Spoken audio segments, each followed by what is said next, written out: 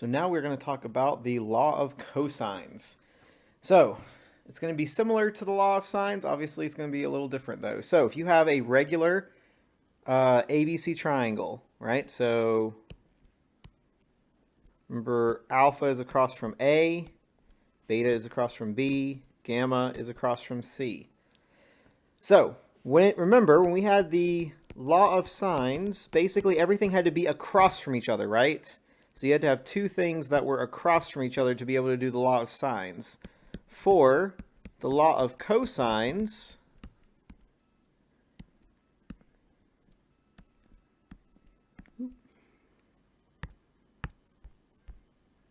so for the law of cosines, you basically are going to need a cross shape. That's an A. There we go. Beta B, gamma C. So basically the way this is going to work is you need to have one of them is across from each other and then the other two sides. So you need an angle and a side across from each other, and then you need the two sides as well. So hopefully we can see the differences between these two things. But if we actually write out them, so it's going to be the same thing three different ways. So the first one is we can see that a squared equals b squared plus c squared minus 2bc cosine of alpha.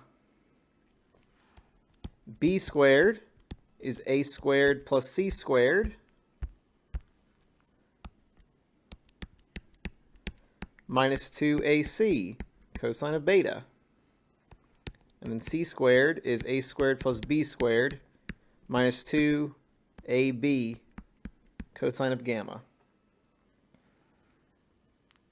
So if you notice, this is actually, especially this one, this is very similar to the Pythagorean theorem.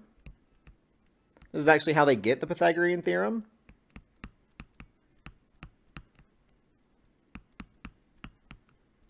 Because in this case, for the Pythagorean theorem, it has to be with a right angle, right? So the cosine of a right angle is actually 0. Because if you remember, if we graph our cosine, right, we see at pi over 2, which is equal to 90 degrees, we're at 0 for cosine. So that's how we get the Pythagorean theorem. This is actually how we get it. Law of sines, or cosines, excuse me. Cool. So if you see, like, for the first one, we have A. So A is going to equal B squared plus C squared minus 2BC cosine of alpha. So that's how we get this kind of T shape. All right. So example number 1. So let's solve this triangle. So we have 5.0, so across from that should be alpha. We have 8.0, so across from that should be gamma. And then we have beta of 77 degrees, across from that should be b. So we need to figure out what is alpha, what is gamma, what is b.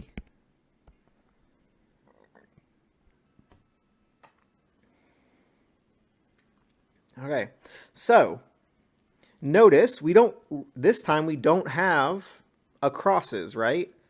So that is, when we go across here, we have a variable. When we go across here, we have a variable. When we go across here, we have a variable. So we cannot do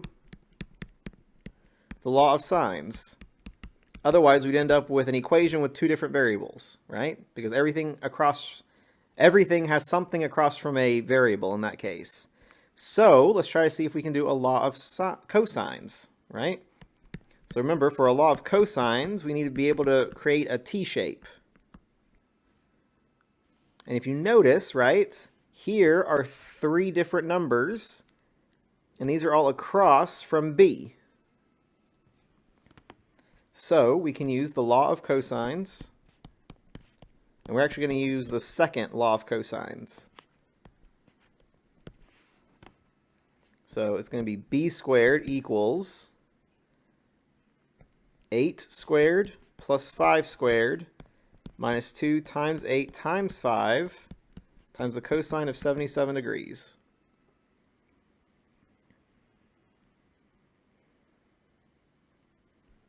So there was our a squared plus c squared, doesn't really matter what order you put them in, right? Minus 2 times both the sides times the cosine of beta, which is 77 degrees. So, if you notice, that means b squared is going to be about 71.0, which means b is about 8.4. So now we got b. B is 8.4.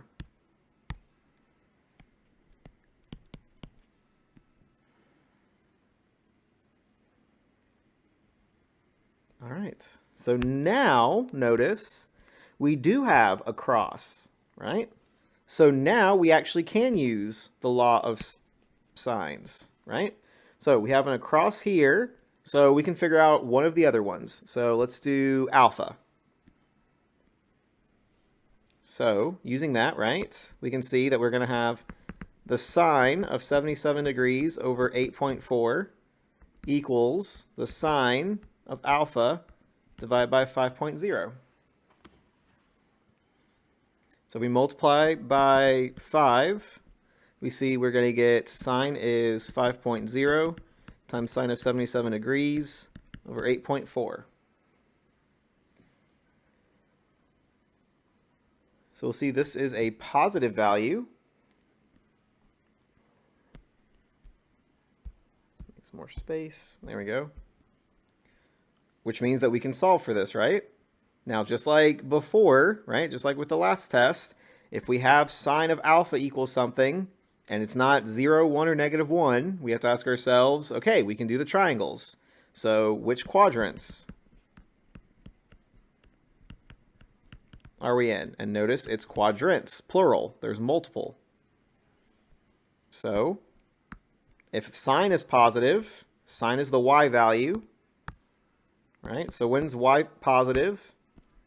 It's going to be positive in the first quadrant and the second quadrant. So we need 2 answers. All right. So when we do our inverse trig problem, so when we rewrite alpha using inverse trig, that's going to be the inverse sine of 5.0 sine of 77 degrees over 8.4. Right? So when you plug that into your calculator,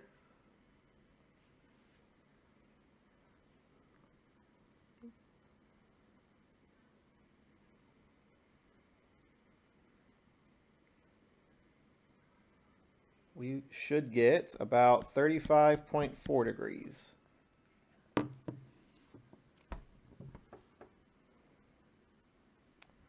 But we're not done, right? That is just for quadrant 1, right? This is 35.4. We also have to remember about quadrant 2, right? So, since that is going to be the reflexive angle right here. Oh.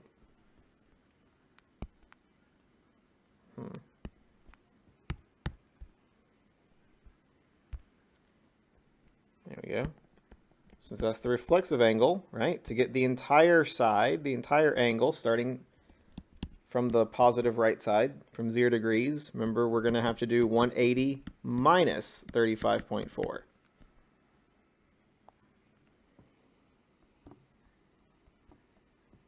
And when we do that, we see that alpha is 144.6 degrees. So we have 2 different answers for alpha. All right, so if we look at our triangle again, we can look at it just for the second quadrant. Because remember, sometimes the second quadrant isn't going to work, but sometimes it does, so we do have to check. So if we have a triangle that has 77 degrees and 144.6 degrees, what's beta going to be? Well, we see beta is going to be a negative number, which doesn't quite make any sense, right? Because beta would be 180 minus 77 minus 144.6, which is going to give us negative 41.6 degrees. But since the angles of a triangle always have to be positive, we know for this problem, we do not have a second triangle, right? So for this problem, We only have the first quadrant answer. So we can officially say that alpha is 35.4 degrees.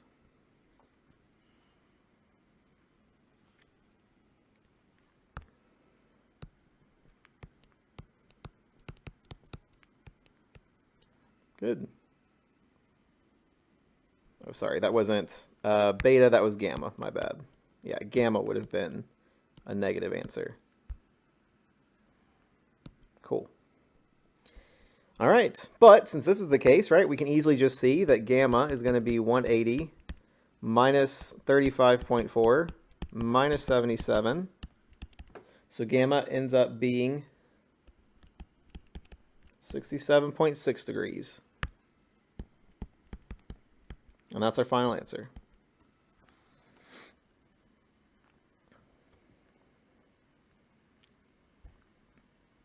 All right, let's do another one. So example number 2. So let's solve this triangle. So A is 90 degrees, so across from that's going to be alpha. B is going to be 70, across from that's beta. C is 40, across from that is gamma. So we need to figure out all of the angles, alpha, beta, gamma.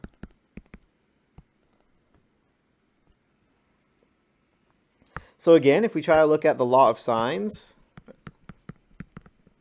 we have to have an across for that.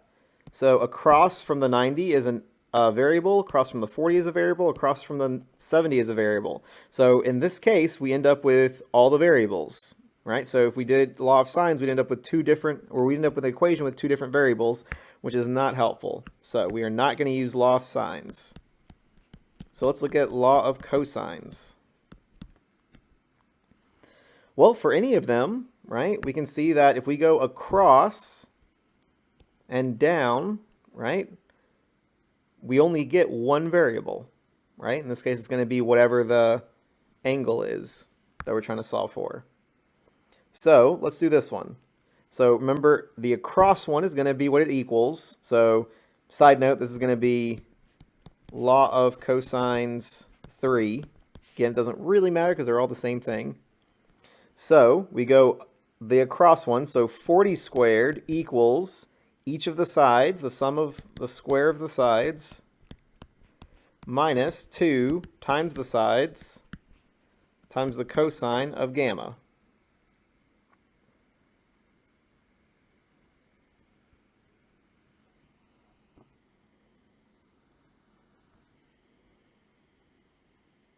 So we can easily see this is 1600, 4900, 8100,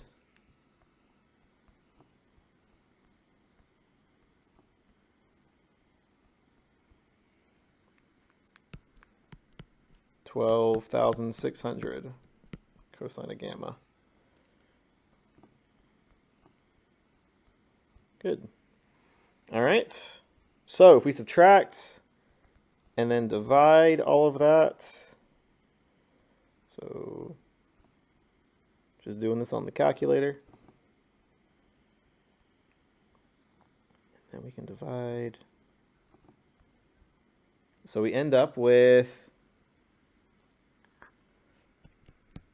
cosine of gamma is about,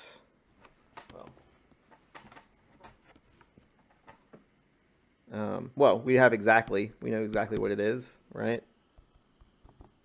It's going to be 4,000 divided by 6,000. Which of course is positive. So if we're going to solve this problem, we got to ask ourselves, when is cosine positive? All right, cosine is positive in the first quadrant and the fourth quadrant. However, since we are in a triangle, right, we know that gamma has to be between 0 degrees and 180 degrees, which means it cannot be in the fourth quadrant. So that is one reason why cosine, or law of cosines, is potentially better, because you will definitely only get one answer, right? One potential. It's always just going to be in the first quadrant if you're doing cosine or inverse cosine. Speaking of, let's do inverse cosine. So that means gamma is about the inverse cosine of 11,400 over 12,600. That's equal to, not about, which means that it is about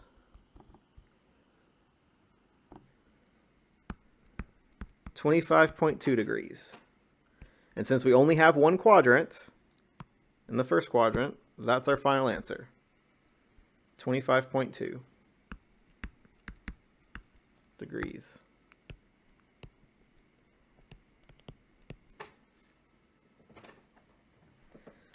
So from here, we can definitely do either the law of sines or law of cosines. Since this is the law of cosines, let's practice doing that again. Since it's that section, let's practice doing that just one more time. So again, we just need to have a T shape. So we can go across this way, right? We are only going to end up with one variable in this case. So let's write that law of cosine down. So across from everything is 90, so we're going to have 90 equals. So this should be the first one. So 90 squared is 40 squared plus 70 squared minus 2 times 70 times 40 times the cosine of alpha. So we get 8100 equals 1600 plus 4900 times, or minus 5600 cosine of alpha. So that means cosine of alpha is going to be 1600 divided by negative 5600.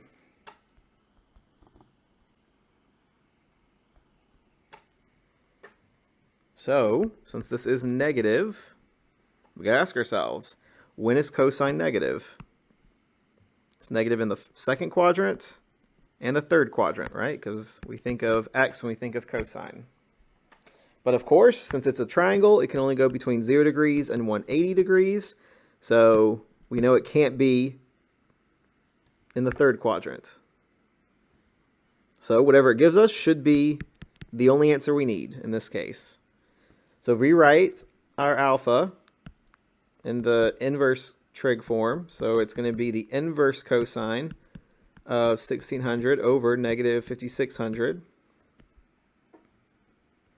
So we see that alpha is going to be about 106.7 degrees.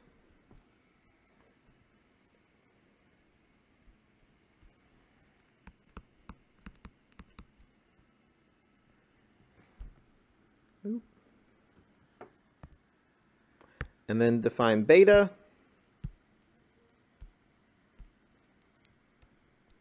We just do 180 minus the other two. 106.7 minus 25.2. And we end up with 48.1 degrees.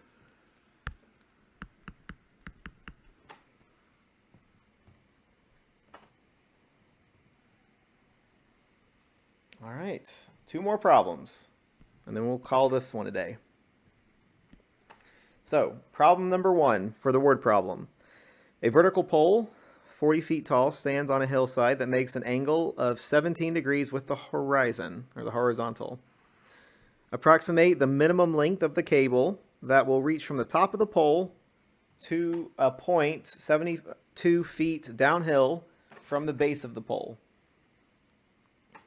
All right, so we have a vertical pole that stands on a hillside. So let's say here's the hillside. Here's our vertical pole. So the vertical pole is 40 feet. And this angle right here that the hillside makes is going to be 17 degrees. So it says approximate the minimum length of the cable from the top of the pole to 72 feet downhill. So this is the top of the pole. If we go 72 feet downhill, that's what we end up with, right? So we can probably draw that a little straighter. There we go. Well, all right. 72 feet downhill. So we're trying to figure out this one, right? This length. What is this length? Or the minimum length of that length? All right. So, not all that helpful right now. So, probably the inside of this triangle is going to be the one that we need, but we don't really know much about that triangle. However, if we draw this line all the way down, we see we create a right angle.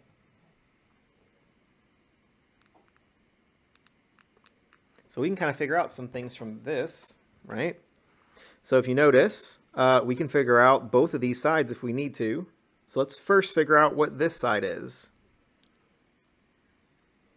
Because if we figure out what this side is, then we can figure out what the whole side from the top of the pole down to the ground is. Right, we can figure out what that altitude is, which would be helpful potentially for other parts of the triangle. So if we look at it, right? Okay, so we have x. We also have 40. So for this triangle, right, we also have 72. So if you notice, right, using law of sines, we don't really, that can't really help us, right? We go across, there would be another variable here. We'd go across, there'd be a variable here.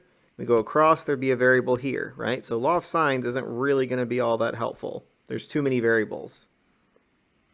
However, if we do notice, right, we have almost a cross, right? We have almost a T shape, either in this direction or in this direction. So if we could just figure out either this angle or this angle, right, we'd be done. We could just use law of sines, call it a day. And if we notice, right, if we have this big triangle, right, then it might be good and easy to figure out what that angle is, right, since that angle is part of the bigger triangle.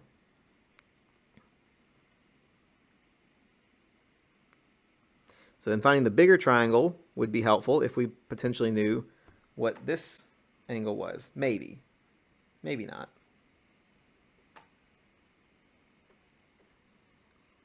There's also lots of ways of doing this. So that's definitely one way. If I'm looking at my notes, seems like I did a different way, which is potentially totally okay. Whatever. It's fine.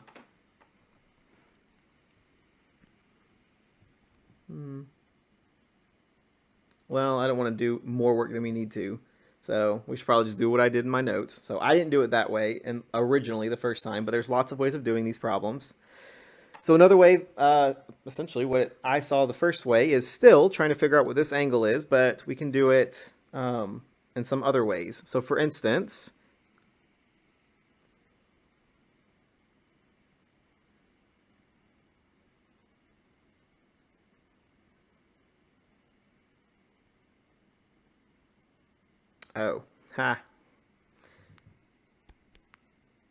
yeah, we'll do it two different ways. So let's figure out what that angle is first, and then I'll show you how I did it. Just to show you that there's multiple ways of doing these problems.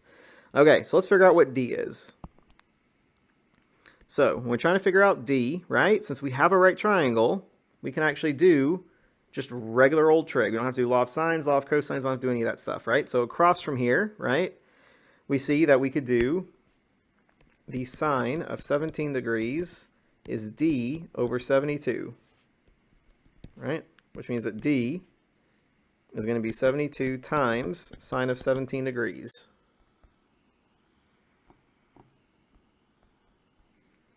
Which means D is about 21.1 feet. Right? So we got D is 21.1 feet.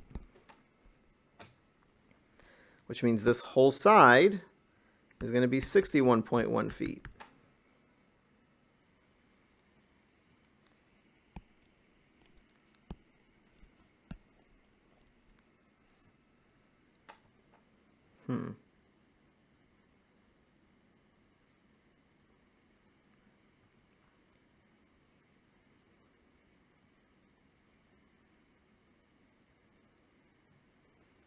So this is 61.1 feet.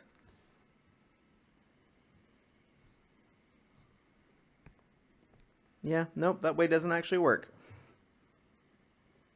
Potentially. Yep. So, doesn't quite work, but that's okay, right? This is kind of the process. I do it too, right? You try one thing, it doesn't seem to work, then you just try something else. So from here, right, if we're looking just at this big triangle, right, well, we have this angle, or sorry, this side, we have this angle and this side. That doesn't really help us all that much, right? We would need to know what one of the other angles or one of the other sides are to be able to do this. Oh, okay.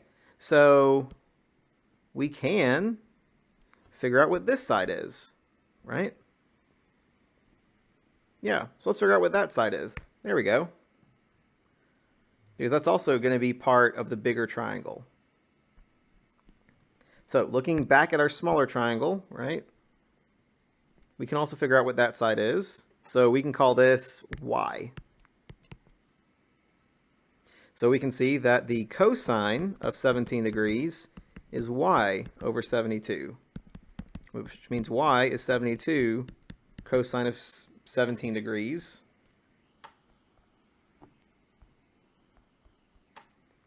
Which means that y is about 68.9 feet.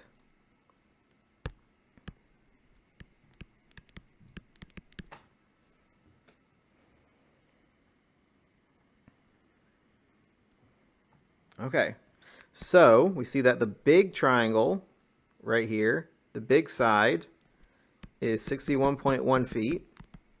We see that this side is 68.9 feet.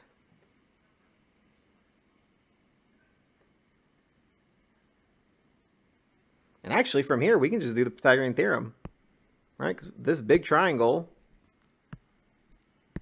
is a right triangle. Yeah, so we don't even have to worry about that law of cosines. We can just do it the Pythagorean theorem now. So we'll get 61.1 squared plus 68.9 squared equals x squared.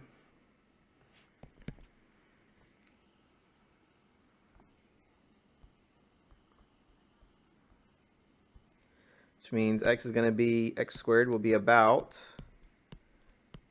well, I guess I should do it the way we did it.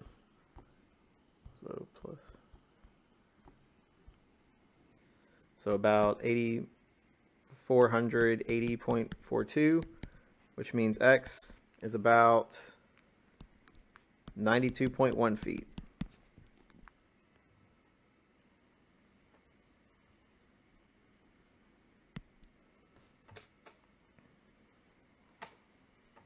All right, so the answer is 92.1 feet, about. So that is one way to do it, right? It took us a little long time. We had to think through some things, but that is definitely one way to do it. However, there is another way to do it. There's actually probably multiple ways of doing it, but here's the way that my initial notes said to do it. So again, just because you do it differently than I do doesn't mean you did it wrong.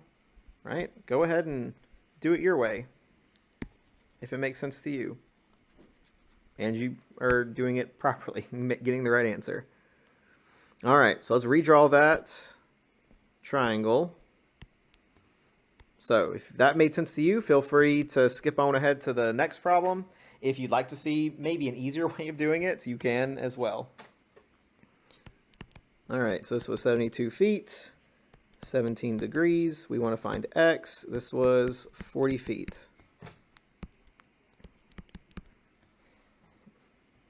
So now Remember, we said that using the law of cosines, we could either find that angle, or we could really find this angle.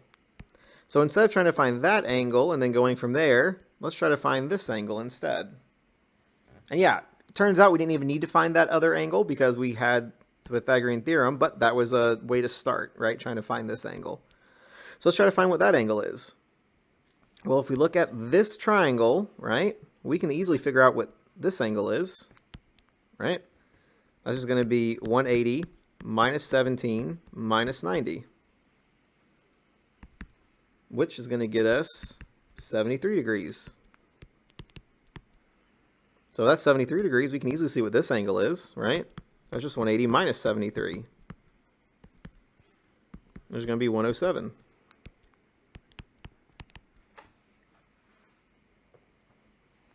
And now we got a T-shape, right?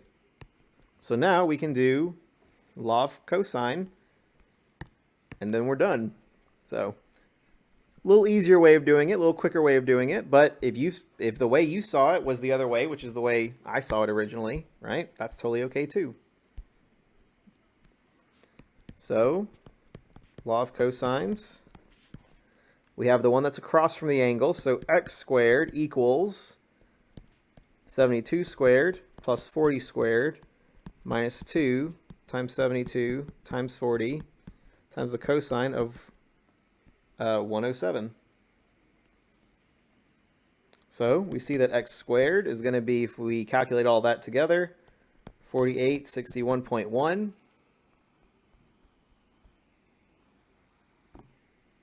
When we take the square root, it's going to be about 92.0 feet. So this is the actual answer, right? That's going to be what's closer. The reason why is because we used an approximation for both of these sides the first time we did it, so that's why we're just a little off.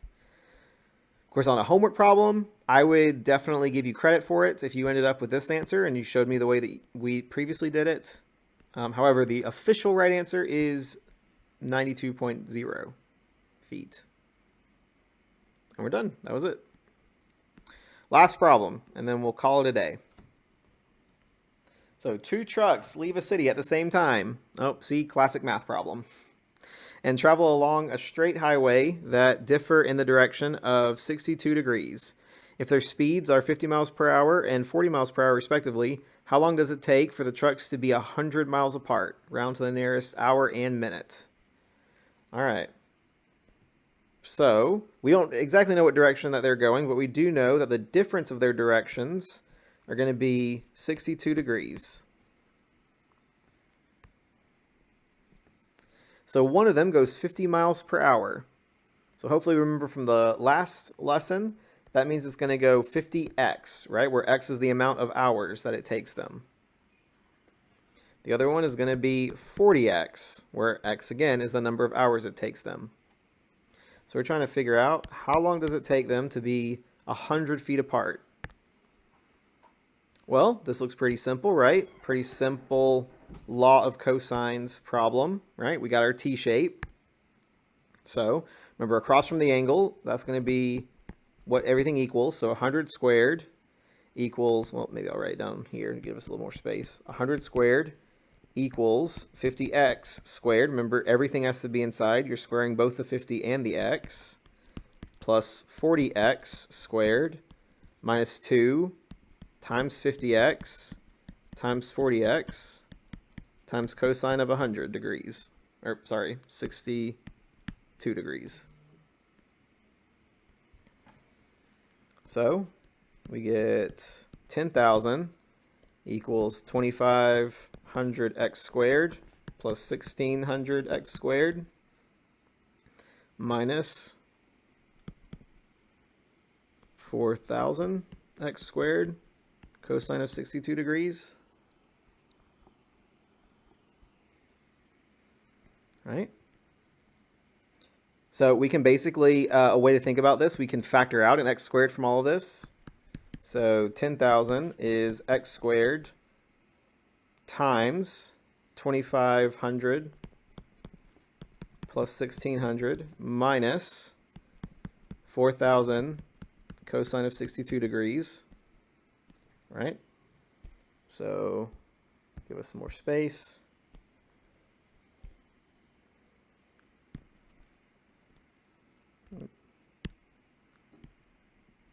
All right, so when we divide, we get it equals 10,000 over 2,500 plus 1,600 minus 4,000 cosine of 62 degrees. So when we take the square root of all of it, we see that x is going to be about 2.12 hours. But if you notice, it said it wants it in hours and minutes. So just like with the degrees, we see that it's going to be 2 hours. And then we get our giant long thing, 0.12, blah, blah, blah, blah, blah. We got to multiply that by 60. And we see we end up with about 7 minutes. So the whole thing takes us 2 hours, 7 minutes. All right, and that's it. So if you have any questions, as always, feel free to email me. Other than that, have a good day.